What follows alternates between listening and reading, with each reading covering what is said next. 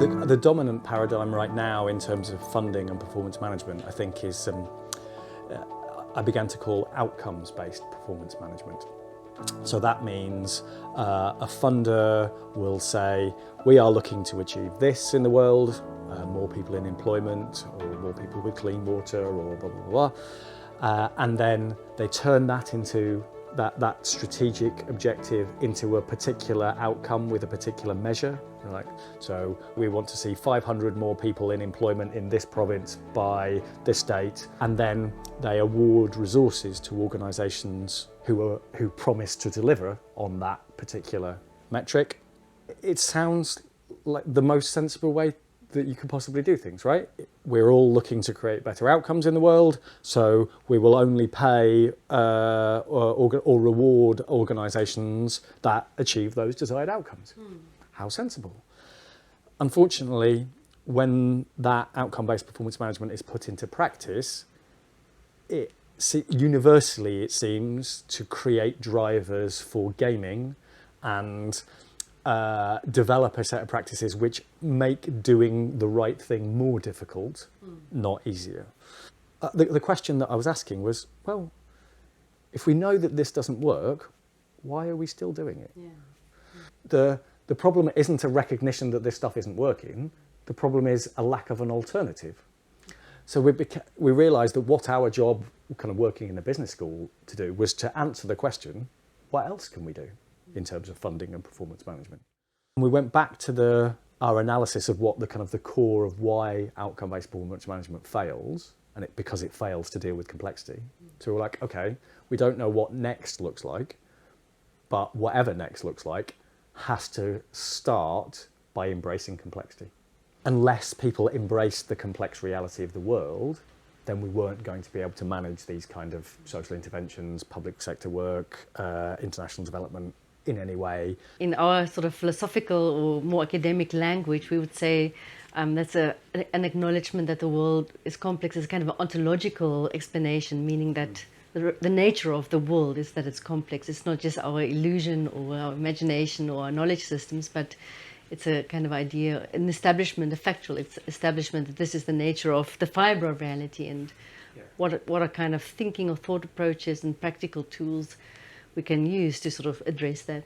Because we didn't know what the alternative looked like, but we knew that it had to take complexity seriously, we found a bunch of organisations who were funding and commissioning differently in a way that was kind of outside the new public management, outcome-based performance management framing. And when we asked them the question, how do you experience and respond to complexity? They started to talk about relationships and trust. I thought, ooh, that's interesting. So we asked them, how do you use relationships and trust to manage in complexity? And we were able to identify a kind of a key set of ideas around intrinsic motivation. So that people who worked in this way assumed that people turned up to work to do a good job. They didn't need the extrinsic motivation of reward and punishment to make them do a good job. They wanted to do a good job. And that meant that you could, that one thought unlocked a key change, which was that learning becomes the engine for performance improvement rather than accountability. Yeah. So people get better at what they do because they want to improve their capacity to do their job well. They don't get better at what they do because their boss is standing over them going, you doing a good job yet? You doing a good job yet? The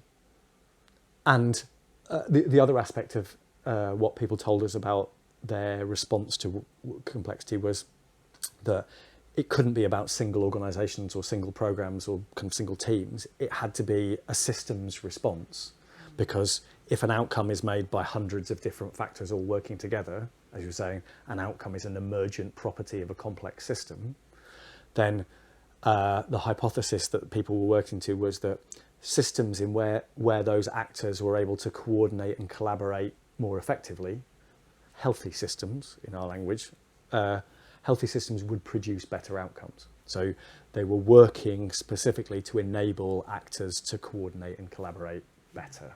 People who ask questions about indicators and metrics, they're important questions, but they tend to skip ahead a phase. Because the first question that it's important to ask about measurement is not what are we measuring. It is important, that is important, but it's a secondary question. The primary question is why are we measuring? And there are two answers to that question. We measure to learn and improve, or we measure to make ourselves accountable to others. And you have to choose.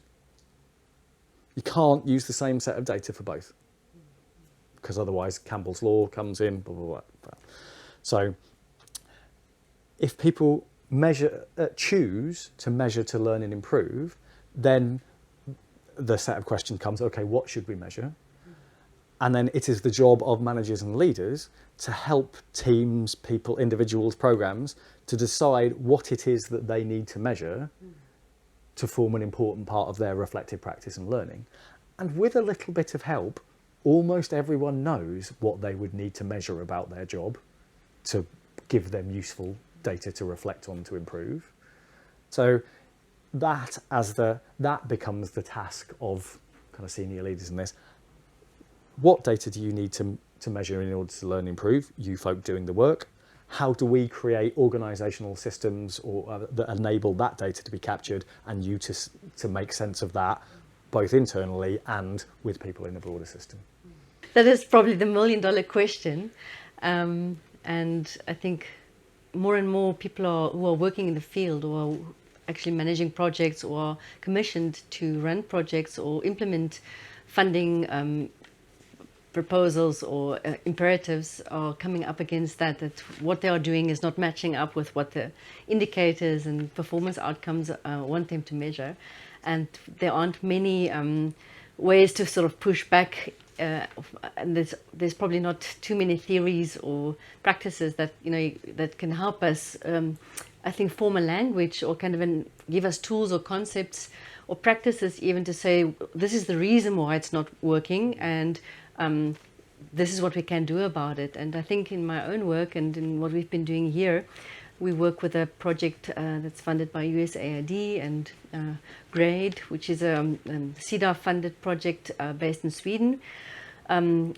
We've been very fortunate to have them as funders because they're trying to do something different in the world, and they're trying to find ways in which to do development funding differently and to influence development work differently. And we've been, through them, been fortunate to experiment with a lot of different ideas, and also with ideas and practices informed by complexity thinking or systems thinking. But still, those ideas often remain quite abstract and theoretical, and I think there's a lot of jargon involved in using those theories. But in a sense, you've managed to translate those jargons from that theoretical perspective into something very practical. So I started as a charity chief executive in the UK. So I ran an organisation that worked with vulnerable people in the northeast of England.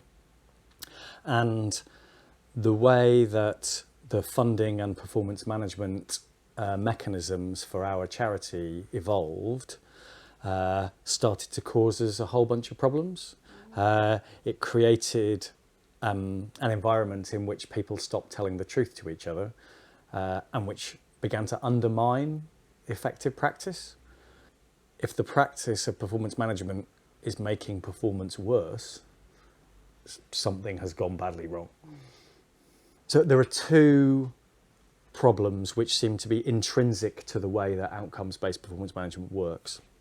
So firstly, there is a measurement problem in that what outcomes-based performance management says that it measures is the outcomes in the world, what matters in people's lives. So we measure the things that really make a difference to people, is what the kind of the banner, the headline says. But actually, when you dig into what the practice is, what is being measured is what's measurable. So they take this idea of an outcome in someone's life, like increased well-being, and they say you can't measure easily increased well-being in someone's life because that's a highly subjective experiential thing. So they say, okay, let's take what we can measure about well-being. So it might be increased mental health scores on the kind of Warwick-Edinburgh mental health scale, and that serves as our proxy measure for well-being. So already they have taken the kind of the complex, multifaceted thing, very personal story of an outcome, well-being in my life, and stripped away a whole bunch of complexity to say, this is what's measurable. And then they say, if that then becomes turned into a performance target, like increase in whatever this measure is, or decrease in whatever this measure is, depending, becomes the performance objective of the organisation working towards that. So we will only pay you if you increase these Warwick Area mental health scales for 500 people over this period of time. And what that means is that the performance target of the organisation, so what the organisation is being paid to do, is different from the experience of the outcome in my life. So they are being paid to change this score here. It doesn't matter to them whether my experience of well-being changes, because what they're being paid to do is to change that number. That's the purpose of that form of performance management, is to create changes in the particular metrics that are identified. That's the job that it's supposed to do. But because that proxy measure is different to the experience of outcome in my life, what organisations are being paid to do is not create the outcome of well-being in my life. They're being paid to create changes in this number. So the gap between what they're being paid to do and the experience of that outcome in my life, this gap here is exactly a measure of how that as a proxy performance target undermines effective practice for that organisation. Because they're being paid to do this, but what matters in people's lives is this. And there is no way of knowing how big a gap there is. So that's the first problem. There's a measurement problem. And then there's a second problem, which is that there's an attribution problem, in that an outcome in the world is made by hundreds of different factors all working together. So my well-being is a factor of whether my relationship with my partner is going well, how happy my children are, whether I'm satisfied at work, whether I like where I live or not, the broader kind of political and social climate, and whether I'm feeling like that I fit in with that, or whether that's a problem for me. Hundreds of different factors are affecting my well-being. But an organisation that is being paid to increase my well-being score, they are not in control of hardly any of those things. They can most of those things are beyond their capacity to influence. So essentially, they're being held accountable for things they don't control. If they're being held accountable for producing my well-being, that outcome in the world, they're being held accountable for something they don't control. And what that means, if no good manager, no competent manager can tolerate for long the situation of being held accountable for something they don't control, if it affects their income and like future performance of their organisation. So managers learn to manage what they can control, which is the production of data. So the outcome-based performance management turns everyone's job into the production of good-looking data, rather than doing the job that actually helps the client in front of them. So, do you know, this isn't a technical problem about measurement. You can't solve the problems that outcome-based performance management has, because they are not technical problems, they're conceptual problems. Wow. So, and because they're conceptual problems, whenever this is implemented, it creates drivers for gaming, because there is always a difference between what is measurable and how an outcome is in my life. So there's always a gap between those two things. And you cannot solve the attribution problem, because outcomes are made by whole systems. They're not made by organisations. That's just how the world works. Yeah. And so this enabled us to give the first explanation for why outcome-based performance management fails. And essentially, if you boil that down, those two reasons together, it becomes a story about complexity. Because what's happening was a refusal to accept that the world is complex, and a desire to pretend that the world was simple and linear. So if you look at the measurement problem, it's saying it is okay to strip away the complexity of a person's life to turn an outcome into what is measurable, and nothing bad happens when we strip away that complexity. That's fine.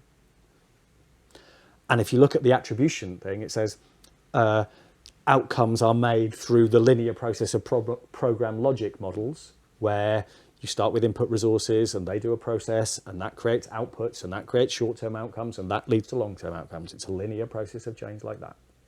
Again, that's just wrong. That's not how the world works. The world is complex. Outcomes are made by many interdependent factors, by whole systems working together. So the outcome-based performance management fails because it fails to deal adequately with complexity. It fails to respond to the complex reality of the world as it is. Especially if one thinks about wanting to bring about change in the world, and not just managing for profit or sort of indicators and impact, but I think a lot of the work that we are doing is really based on thinking of how does change happen, or what are the kinds of things that we need to do to have an effect in people's lives, and being able to distinguish between those two, I think, becomes quite important. A huge focus of our work is sort of social ecological resilience, and the idea of how do you manage for resilience in sort of these challenging and changing contexts, and also how do you manage for things like transboundary governance of natural resources. And I think all of what you were saying really highlights this idea that when humans are involved, it doesn't matter whether you're just working with sort of health-based issues or educational-based issues or natural-based issues. It's this deep acknowledgement of what it means to be human in a sense, and how that plays out in a complexity framework. We couldn't spend more than 10 minutes with any of these organisations without someone saying something like, well, this is just about being more human to each other, right? Well, oh, that's great, write that down. Hang on a minute, what does that mean? What does it bit like? Because we all think we have an understanding about what being more human means. Oh yeah, but for our purposes, we wanted to know, actually, what really do you mean by that? So again, we did more work with people looking at their actual practices around this, and they seemed to mean there were 4 aspects of being human. It was about variety, empathy, strengths, and trust. So variety, because they responded to all the variation in ways to be human, because there are as many ways to be human as there are human beings. And so they said, to be human, and if we're looking to create good outcomes for all the different humans, we need to understand how well-being in your life is different from mine. Yeah. So we need to understand you as a human being, your life, your context, and it's only by understanding the variety of that as different from mine that we can respond effectively to you.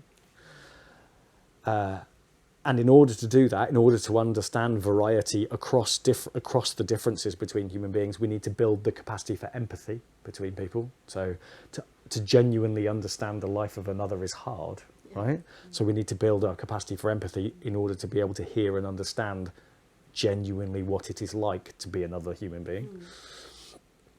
We need to take a strengths-based perspective when people show up to our services, the intervention that we offer, we need to treat them as a whole human being with all the strengths and all the interests that a whole human being has. So when someone comes to your intervention, to your service, or you go to them, they are not just a person who has the problem that your service is trying to address. They are not a person with mental health problems, or they are not just a person who needs clean water, or they are not just a person with a substance misuse problem. They have a whole life, and when they come to you, they are bringing their whole life to you. So how do you hear and respond to that whole life, not just, oh, I'm going to treat you as a person with a mental health problem. And finally, trust. And so what people were doing who worked in this way, they sought to actively build trust and make that a foundation of the relationships throughout the system. So they were seeking to build trust between the worker and the person with whom they were working. They tried to build trust between the worker and their manager, between their manager and the organisation's boss, between that organisation and their funder, between that funder and the people to whom they are accountable. Because what they were trying to do was to devolve decision making about what should happen into the relationship between the worker and the person that they're trying to help. Because if there is variety amongst need and strengths, then the only people who are equipped to make good decisions about what should happen for you are you and me, if I have a good enough relationship with you to understand what your strengths and needs are and understand the evidence about what helps in your context. Yeah. And so managers of all descriptions need to find a way to trust and empower those workers and the people with whom they work to make good decisions about what should happen, because they are the only people who are qualified to make those kinds of decisions. One of the interesting things is that about this stuff is that people hear the word trust and, oh, the system stewards are creating trusting environments. And we have this, I think, assumption as human beings that means that people are creating this environment where everyone is lovely to each other all the time.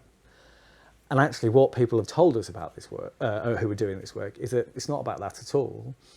That creating those healthy systems where trust is exhibited is significantly about creating the conditions where people can tell each other the hard truths. Actually, what you're doing, I don't think is working. Yeah. Or I really need you to think different, like to reconsider this, because look at the effect that you're having on these folks over here. Oh my word. And where in situations where people can trust each other to tell each other the hard truths and to hear that and that not break that relationship, those are the kinds of environments that people seem to mean when they're saying, okay, we trust one another. It's interestingly connected with what you were saying about how change happens, I think.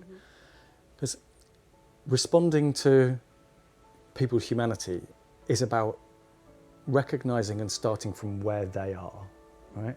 And not imposing a set of change on them from the outside. Because even if that change is the right thing to do, so even if objectively we need to make this change, so like we need to make changes around our behavior around energy use and whatever because climate change, right? Objectively, like we just need to make this change happen. But if you try and impose that change on a set of people, they will resist it. Because human beings don't like being told what to do. And so even if you have an idea of the change you would like to see in the world, the starting conversations with people kind of always need to start from their humanity and the variety in their humanity. What is it that these people want? What is it that their strengths and their needs are? What are their dreams for the future? And in there, you will find something that unlocks a kind of the potential for positive change. And the job of change makers is to find that and to build effective relationships with them that enables that stuff to go.